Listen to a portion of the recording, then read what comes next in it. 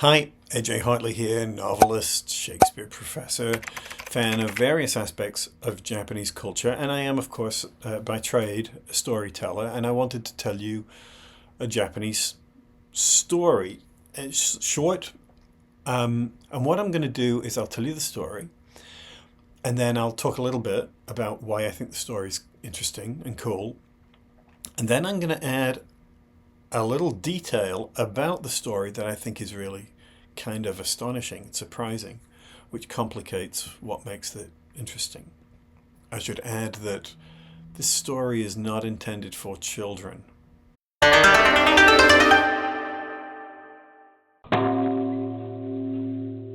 The story centers on a guy called Tosuke, who was in Kyoto and was heading into Gifu, close to Lake Biwa. And as he's making his journey, he's going back home after working in Kyoto. And as he's going home, he comes to the bridge that goes over where the river runs into the lake. And he sees a beautiful woman on the bridge. And she catches his eye, and he asks her if she's okay. She seems to be sort of waiting or something. And she asks him where he's going, and he tells her. And she says, could you make a delivery for me? I need to send this box in the direction that you're going, basically to the other end of this bridge, but I can't do it myself. So would you do it for me? And he says, sure.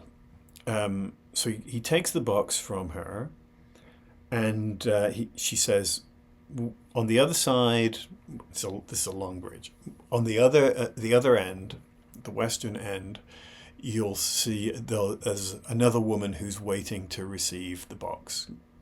Give it to her. And don't look inside.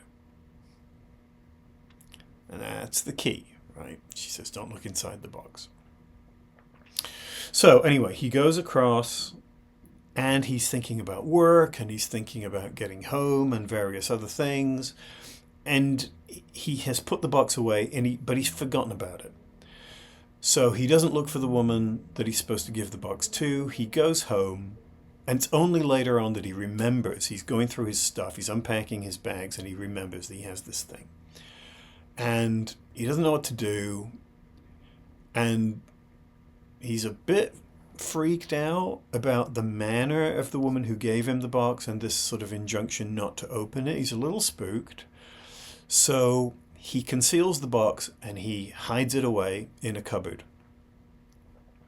Now his wife happens to see him do this, and she's immediately suspicious, and she thinks maybe it's a gift either for another woman or something that he has been given as a token when he was supposed to be working. So she is curious, to say the least. So when he's gone, she gets the box down out of the closet, and she opens it. And inside is a bloody mess of human eyeballs and severed penises with the hair still on them. Okay? So she is freaked out.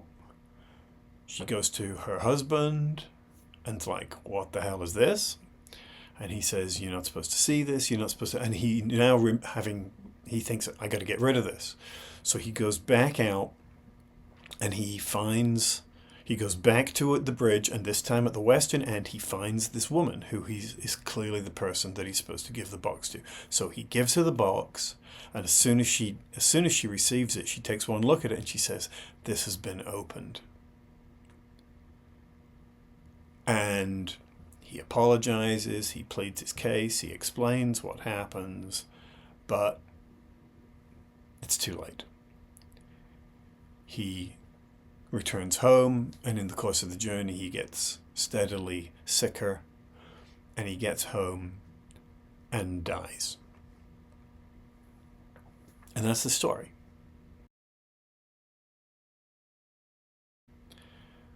So what I think is fascinating about this is because, I mean, so on the one hand, this feels like your classic horror story in the tradition of Ringu, the Ring, or The Grudge, or any of those kind of stories where somebody falls foul of something supernatural. They accidentally break a rule of some sort, and then they can't fix the problem. I recently saw the movie Smile. I don't know if you've seen that. It's not very good, but, you know, similar kind of story in which somebody encounters something that says basically, you know, at some point in the future, because you have seen this, because you have experienced this, you're going to die. And there's really nothing you can do about it. And sometimes movies will give you a seeming out, and sometimes people will manage to dodge whatever the consequences are, and sometimes they can't. There's an episode of the TV show Castle in which he receives a DVD, and it's a similar kind of thing, right? So it's interesting, and part of what I think makes it particularly interesting, of course, is that the story is so specifically gendered, right? The contents of the box is not an accident. The fact that this is a story about one man and three women is not an accident, right? So this is very much a story. And I think, you know, the story says that his wife is jealous of him. But what it doesn't say is whether or not she has cause to be jealous. But I think there is the implication that she maybe does. This is how he gets talking to the woman on the bridge in the first place, right? So this is a story about the punishment of men doing things that they shouldn't do, even though in this case the actual violation, the crime, is from the wife, right? So it's loaded with things that are not overtly stated within the story but seem to ghost it. Things about potential male behavior and about this sort of weird supernatural female solidarity in the punishment of men who don't do what they are supposed to do, right? So there's a sort of and you know the fact that it's eyes as well as penises is common in the punishment of sexual crimes. Think of Sophocles' Oedipus, who's blinded for accidentally sleeping with his mother, or the blinding of Gloucester in Shakespeare's King Lear, who's punished in part for his sexual crime in having a bastard son, right? The dark and vicious place where thee he got cost him his eyes, as Edgar says at the end of the play. So there's this sense that eyeballs are often a surrogate for testicles in psychoanalytic approaches to literature. So these things go together, and there's this sense that this is a female punishment of a male crime in a spooky supernatural way. So that's why I think makes it interesting. Here's the surprise. I think it feels very much like the kind of story that might have developed very recently, like post-1970, or even in the 21st century as a consequence of the sort of Me Too movement, right? The sense of a particular kind of specifically female vengeance manifesting supernaturally. What I think is really interesting is that the story is taken from a collection called Konjaku Monogatari-shu, which is late Heian period. The Heian period ends in 1185. So that story is almost 1,000 years old, give or take, which is astonishing, right?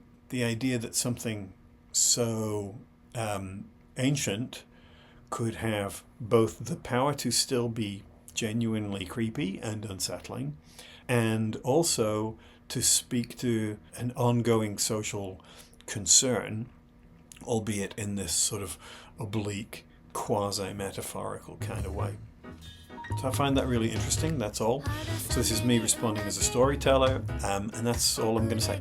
So keep your eyes open for my own stories, including my next novel, which also has a lot of Japanese content, called Hiraki Smith, Demon Queller. In the meantime, please like, comment, subscribe, and I'll talk to you soon. Thanks. Bye.